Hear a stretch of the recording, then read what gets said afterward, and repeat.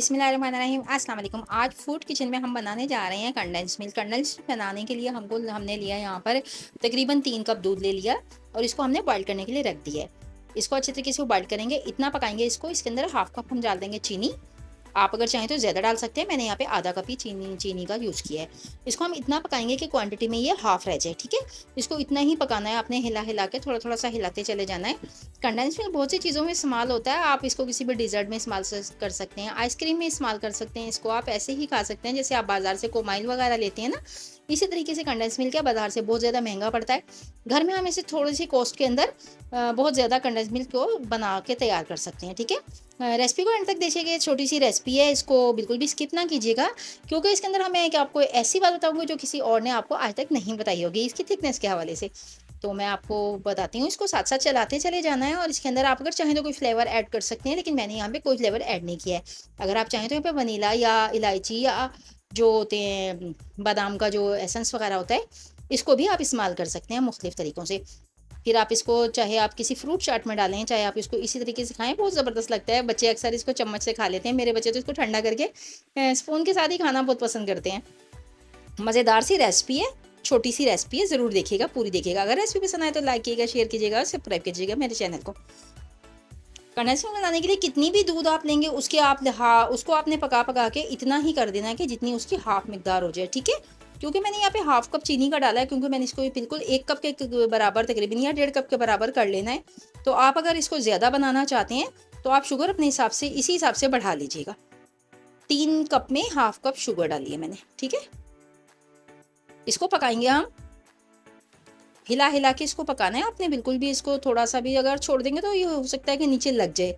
बाज़ों का दूध मिल्क जो बाज़ार से आता है, हमने वो वाला मिल्क लिया है जो गाय का दूध होता है। लेकिन बाज़ों का बाहर से भी जो दूध आता है, इसके अंदर जो है ना वो थोड़ा सा पाउडर या कोई चीज़ मिलावट कर देते हैं, क्योंकि प्योर तो आजकल कुछ भी नहीं है। तो अगर हम इसे छोड़ देते हैं तो ये बाज़ों का नीचे लग जाता है और फिर लगे हुए की खुशबू जो अच्छी नहीं आती। इसलिए जब हम किसी इस किस्म की कोई चीज़ जो यूनिक सी होती है उसे बनाते हैं, तो इसको हम साथ साथ हिलाते जाते हैं। और मेक श्योर क्या करें कि आप सिल्वर का पैन या सिल्वर का कोई पॉट लेके उसमें बनाया करें। अगर नॉन स्टिक हो तो वेल है, वो ले लिया करें। लेकिन मैं तो प्रेफर करूँगी कि ज़्यादा से ज़्यादा सिल्वर का यूज़ किया करें, स्टील ना यूज़ कीजिएगा कभी भी। स्टील में दूध बहुत तेज़ी से लगता है, ठीक है। ये देखें यहाँ पे ये इसकी जो सी है थिकनेस वो आनी शुरू हो चुकी है इसके अंदर। यहाँ पे इतना थिकनेस करने के लिए इसको आप जितना मर्जी पका लें, इतना थिक नहीं होता जब तक कि आप इसके अंदर 1 टीस्पून मैंने डाला था इसमें मैदा, जो कि दूध में मैंने मिला लिया था। और इसको अच्छे तरीके से मैदा लेना है, अपने दूध में मिला के अच्छे तरीके से फेंट लेना है, उसको छान के इसमें डालना है, ठीक है। और उसको पकाना है आपने 5 मिनट तक कम से कम। ये आपको कोई भी नहीं बताएगा, ये इसकी थिकनेस को बरकरार भी रखता है 1 से 2 दिन तक, बल्कि ज़्यादा दिन तक भी रख सकता है, क्योंकि हमने प्रिजर्विंग के लिए कोई और चीज़ नहीं डाली। यहाँ पे सोडा डाला है मैंने, 1 चुटकी सोडा इसका डालना बहुत ज़्यादा ज़रूरी है। सोडे से इसमें बेहतरीन सी खुशबू ऐड होती है और वो इसकी शेल्फ लाइफ को भी बढ़ा देता है। कंडेंस मिल्क मेरा यहाँ पे तैयार हो चुका है। जस्ट ज़्यादा से ज़्यादा मुझे यहाँ पे 10 से 12 मिनट लगे हैं इसको पकाने के। और फिर लास्ट के अंदर मैंने 1 टेबलस्पून लिया था मैदा, और उसको मैंने पानी के अंदर वो उसमें दूध में आधा कप दूध में ऐड करके इसको मिला लिया था और इसको अच्छे तरीके से हमने पका लिया है। थिकनेस इसकी चेक करें कितना ज़्यादा ये अच्छा है। इतना थिक हम इसको नहीं रखेंगे, इसमें मैं मज़ीद मिल्क डाल के इसको थोड़ा सा पतला करूँगी और 1-2 उबाले और दिलाऊंगी, फिर मैं आपको दिखाती हूँ। क्योंकि अगर मैंने इसको इतना गाढ़ा रखा तो फिर ये बहुत ज़्यादा जम जाएगा और यूज़ करने के काबिल भी नहीं रहेगा ठंडा होने के बाद। चले जी, मैंने इसके अंदर डाल दिया, आधा कप मैंने मिल्क डाल दिया इसके अंदर और इसको मैंने थोड़ा सा पका लिया था, ठीक है। ये देखें, ये हाफ कप मिल्क आ गया इसके अंदर, क्योंकि थोड़ा सा दूध थोड़ा सा पतला करेंगे, इसमें कोई इशू नहीं होता। अगर आपका ज़्यादा गाढ़ा हो जाए तो फिर आप इसको थोड़ा सा मिल्क डाल के कर सकते हैं। 15 से 20 मिनट लगेंगे, थोड़े से पैसे लगेंगे और आपका महंगा तरीन जो आप बाज़ार से लेते हैं, अब तो 150 रुपये में कोई डिब्बा नहीं मिलता। आप बाज़ार में जाएंगे तो बहुत ही छोटा और स्मॉल डिब्बा जो है वो भी आपको वो मिलेगा आपको 150 रुपये में।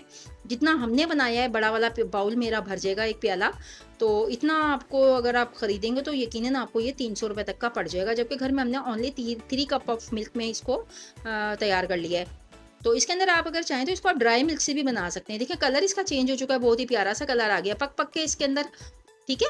ये देखिए कि इसकी थिकनेस चेक करें, कितनी ज़बरदस्त किस्म की इसकी थिकनेस आई है और इसके अंदर खुशबू भी बहुत प्यारी इन्हेंस हो गई है। मैंने थोड़ा सा इलायची का पाउडर 1 चुटकी डाला था, 1 चुटकी यानी कि 1 पिंच कह सकते हैं। तो बस इससे ज़्यादा मैंने इसमें कुछ भी नहीं डाला। सिर्फ़ 2 चीज़ों से आपकी ये चीज़ तैयार हो जाएगा। शुगर हर घर में अवेलेबल होती है, मिल्क हर घर में मौजूद होता है, सोडा भी हर घर में तकरीबन मौजूद होता है और मैदा है वो जो मैंने इसमें ऐड किया है बिल्कुल ज़रा-सा, ज़्यादा नहीं। ये वाला जो स्पून आप देख रहे हैं इसी स्पून से, ठीक है? देखिए थिकनेस चेक करें इसकी, माशाल्लाह सुभान अल्लाह, सुभान अल्लाह बंदे सुभान अल्लाह ज़ीम, बहुत ही प्यारा-सा हमारा कंडेंस मिल्क तैयार हो गया। इसकी थिकनेस चेक करें और इसको आप अभी ठंडा करें, इसको हम थोड़ा-सा इसी तरीके से मेरे बच्चे यूज़ करेंगे, वो खाते हैं शौक से, मैंने उन्हीं के लिए इसको बनाया है। मेरी बेटी बहुत शौक से खाती है इसको, तो इसके ऊपर मैं थोड़ी-सी अपनी पसंद के डाल दूँगी मेवे वगैरह। कोई भी ड्राई नट्स डाल दीजिए अगर आपको इसी तरीके से खाना है या बच्चों को खिलाना है तो। एक तरीका ये भी है बच्चों को दूध पिलाने का, जो बच्चे दूध नहीं पीते हैं उनको इस तरीके से आप बना कर दें, वो खा लेंगे। देखिए कितना खूबसूरत मेरा एक बाउल तैयार हो चुका है। इसको मैं ठंडा करूँगी और फिर ये मैं बच्चों के हवाले कर दूँगी क्योंकि मैंने इसकी कोई डिज़र्ट, कोई फ्रूट चाट वगैरह इस वक़्त नहीं बनानी है। तो ये मैंने इसी तरह खाने के लिए तैयार किया है। एक आपको ये भी मशवरा है कि अगर आपके बच्चे दूध नहीं पीते हैं तो आप उसको इस तरीके से थोड़ी-सी मेहनत करके बना के दें। बच्चों के पेट में दूध भी जाएगा, कैल्शियम की मिकदार भी बढ़ेगी और हेल्थ बेनिफिट्स के हिसाब से बहुत अच्छा है। चलिए जी, रेसिपी अच्छी लगे तो शाइस्ता इजाज़ को याद रखिएगा, अपनी दुआओं में एक छोटा-सा कमेंट देना ना भूलिएगा। चैनल को सब्सक्राइब कर लें, लाइक कर दें और शेयर कर दें मेरी रेसिपी को। इसी के साथ दीजिए शाइस्ता इजाज़ को इजाज़त, अपनी दुआ में याद रखिएगा। अल्लाह हाफ़िज़।